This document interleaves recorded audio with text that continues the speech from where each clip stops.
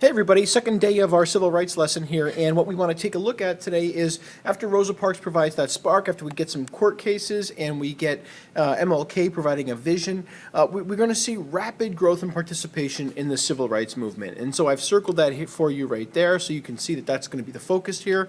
And we're also going to continue to talk about how African American and white protesters looking for an advancement in civil rights for African Americans are willing to provoke violence by using peaceful methods. In other words, the actual protesters are not violent, but the people responding to them, those are the ones that are violent. And so let's take a look here at this in a little more detail and talk about how this happens. One of the groups we talked about yesterday was CORE. We had said the Congress of Racial Equality had begun to fight against segregation at restaurants in the North and theaters and so on, and that its movement grew really quickly in the 1950s and into the 1960s. Remember their goal here, right? Their whole point is to end Jim Crow, to get rid of Jim Crow legislation and Jim Crow laws. Those laws that segregated buses, schools, restaurants, and other public facilities throughout the South, right? Those were Jim Crow laws, and CORE wants to get rid of them. And so they begin their southern sit-ins at drugstore counters, Woolworths, actually, in Greensboro, North Carolina. In a matter of 2 months from that sit-in at Greensboro, North Carolina, at that Woolworths counter, we're going to see CORE members holding protests in 54 cities in 9 different states. So we're going to see a dramatic increase in protests around the country regarding the end to Jim Crow laws in the South. Using these sit-ins as a form of protest, you're going to see a lot of facilities integrated North and South. And that success of CORE really encouraged other groups to form and start to do work as well. One of them was students getting involved from colleges and high schools. They formed the Student Nonviolent Coordinating Committee, and they would go out and do very much the same thing. They would look for Jim Crow laws and then peacefully protest those Jim Crow laws and expect to be treated violently to show the rest of America just how backward and wrong these Jim Crow laws were.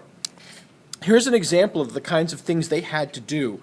This is a Student Nonviolent Coordinating Committee training. I know it looks like a woman getting beat, but both of these people are with the Student Nonviolent Coordinating Committee. And what you have to do if you're committed to nonviolence is be prepared. What if somebody attacks you? What if somebody hits you? How are you going to respond? And so you, as the volunteer, would face beatings. This is what it feels like to be hit. This is what it feels like to be punched. This is what it feels like to have your hair pulled. Confront that fear and don't fight back.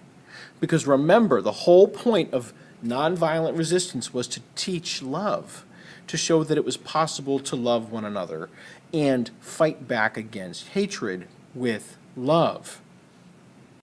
So as CORE and the Student Nonviolent Coordinating Committee really kind of go looking for ways to show Southern violence to the world using peaceful means, they decide to protest interstate bus terminals. I know that seems crazy, but by doing this, what they could do is have teams of African American and white riders together protest the fact that the South was not supposed to have segregated bus terminals. And so these black bus riders and white bus riders together become known as the Freedom Riders. And they're fighting for freedom because court rulings had outlawed segregation in interstate buses, but many states like Alabama segregated anyway. So the Freedom Riders started in the North, up in Washington, D.C., and they traveled down through the South to draw attention to the South's refusal to integrate bus terminals. And the Freedom Riders, as they go, and then really all they do, right, they go down, they get off the bus, and the white bus riders go in the black-only area, and the black bus riders go in the whites-only area. That's all they do, just to show how foolish this is. And they're met with incredible, incredible violence that is actually organized by the police. The violence is organized by the police. Here you can see the police actually participating in beatings of and encouraging Klan members to beat riders, white and black alike. Here you can see them firebomb an actual bus. Thank God everyone got off the bus. But we're talking about insanity. Like one of the actual sheriffs down there, a guy named Bull Connor in Birmingham, Alabama, Bull Connor actually said to the Klan that they'll have 15 minutes between when they get a bus to stop and when the cops arrive. And so the Klan is designing to kill these people, to firebomb the bus and kill them all. Thank God somebody actually let the people outside that bus. They were trying to bar them, lock them on the bus, and then break down the windows and firebomb it. But thankfully someone, when we don't know who, maybe a secret FBI, maybe a cop that felt bad, or a bystander, we don't know, but somebody got those people off the bus, thank God, or else they would have all died. And so these Freedom Riders meet tremendous violence. President Kennedy sees this violence, and he actually urges CORE to stop. He says to the Freedom Riders, take a break from protesting. Are you crazy? Why are you doing this? It doesn't make any sense at all.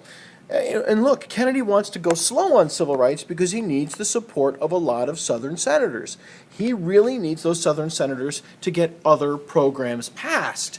But President Kennedy can't ignore this violence. Eventually, he will order the Interstate Commerce Commission to tighten up its regulations against segregated bus terminals, and he will order his brother, the District Attorney of America, a guy named Robert Kennedy, the Attorney General, to file lawsuits throughout the South on behalf of the Freedom Riders. So it does take time, and it does happen, but these Freedom Riders are exposed to tremendous violence doing it, all for riding a bus. Martin Luther King and the other leaders of the civil rights movement see this as an opportunity to take advantage and push for more civil rights. Think about it, right? President Kennedy, by having his brother, the Attorney General, file those lawsuits, ordering the Interstate Commerce Commission to tighten up its regulations, what they're beginning to see here is Kennedy supports civil rights. So Martin Luther King decides to put even more pressure with nonviolent resistance on the government. He decides to go into the heart of racism itself, Birmingham, Alabama, knowing that this is the one place they can provoke violence, because Dr. King believes that these protests are necessary to get Kennedy to support civil rights. The problem is what King and the other leaders of Birmingham don't count on is just the level of violence the KKK and white Southerners are willing to go to in fighting back against this nonviolent resistance, including the bombing of a church, a Baptist church, on a Sunday by the KKK, which kills 4 young students. 4 little kids are killed. This is them down there. All because King advocates for equal civil rights. Dr. King is arrested during these protests where the police use guard dogs and all kinds of things on the protesters, and he's put in jail. And during this time in jail, Dr. King writes something called Letter from a Birmingham Jail. You're going to study that in 11th grade. And it's an amazing letter, and in it is where Dr. King justifies this idea that people are taught to hate African Americans, so that even in the face of these bombings, these attacks by dogs, water cannons, beatings, firebombings of buses, even in the face of this, they have to use the weapon of love, just like he mentioned yesterday. We have to stay nonviolent in order to overcome this violence itself. King's continued protests and the way he's able to express himself in the Letter from a Birmingham Jail really comes into importance when we continue to see activists killed throughout the South. Medgar Evers, the man you can see right here that I just circled, he's killed out for speaking against segregation. There's continued court cases that are victories for the civil rights movement and Dr. King. And there's even a 250,000 person march in Washington, D.C. in the summer of 1963. In other words, Martin Luther King isn't going to give up. That's where he gives his famous I Have a Dream speech, where King continues to put the pressure on the government in order to convince them that equal civil rights are needed. Of course, in November, we're going to see President Kennedy dying. But what you should know is that President Kennedy did try and fail to get civil rights legislation through Congress. He did try that summer after the speech, after the protests, after the killings, but he wasn't able to get it done. He wasn't able to get it through Congress. and he is assassinated that fall. That means that Lyndon Baines Johnson, LBJ, is president in the fall of 1963 and throughout 1964. And the president then, LBJ, is going to use his ability to build consensus, his ability to intimidate, his ability to empower, and he's going to use that ability, and he is going to get a civil rights bill through Congress, even when senators from the South try to filibuster it or prevent a vote by talking continuously. And the Civil Rights Act of 1964 is passed. It's the most comprehensive civil rights legislation Congress has ever passed. It makes segregation illegal in most places, an end to segregation. It promises equal access to all public facilities, and it gives citizens power to bring lawsuits against the government to stop segregation. It really is an attempt to end workplace segregation as well and workplace discrimination. This is the bill that says, regardless of your race, you should have equal rights as an American. It's a really big deal. Here you can see Martin Luther King with LBJ the day that is signed, and that law sets the groundwork for a victory. I mean, this is it. This is what civil rights activists had fought for so long. Full equal rights under the law. And it's amazing. And it's a huge celebration. However, it's not everything it's cracked up to be. And the reason it's not everything it's cracked up to be is that it's actually impossible to exercise your right to vote. Think about it. If you can't vote as a black man, as a Latino, then there's no way to change the government and the people that represent you. You're always going to be represented by those racist white people that don't want to give you a fair shake. So yeah, while we have a huge victory in the Civil Rights Act of 1964, and while you're going to get a major victory with the 24th Amendment, which says you can't have poll taxes, and while you get even more victories for civil rights with Robert Kennedy trying to help African Americans register to vote by having the Civil Rights Division of the Justice Department file lawsuits throughout the South, that pace of change is too slow. People are still not able to vote. Violence is still going on throughout the South when black Americans try to vote. Because racism doesn't just go away because we passed the Civil Rights Act of 1964. All those racists don't wake up the day after the Civil Rights Act of 64 is passed and go, you're right, all that time I spent with the Klan, all that time lynching and burning and bombing and fighting, yeah, shouldn't have done that. I'm just going to go straight now, and I'm going to love all the black people in the South. That's not how that works. They're still going to be racist and fight back, and they do. With that pace of change being too slow for leaders of the civil rights movement, Dr. King and the other leaders agree to protest in Selma, Alabama. And the purpose of that march in Selma, Alabama, which is going to go from Selma to Birmingham, or Selma to Montgomery, the purpose of that march is to campaign for voting rights. They're going to get out there and say, we want the right to vote, guaranteed. You cannot interfere with us. What you're going to see in response is dozens and dozens and dozens of white Americans deputized to become police in order to go after the protesters. Now here's the protesters. You can see them, right, marching along. They're not bothering anybody. There they are, just marching along peacefully, waving American flags at staff, right? They're there just doing their thing.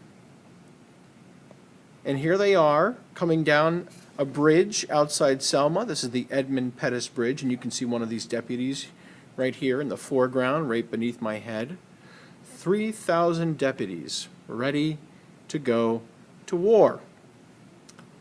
And what happens is that live on television, more than 3,000 protesters are attacked with dozens of white deputies on horses with weapons beating them. 70 of them put into the hospitalized, 70 more injured.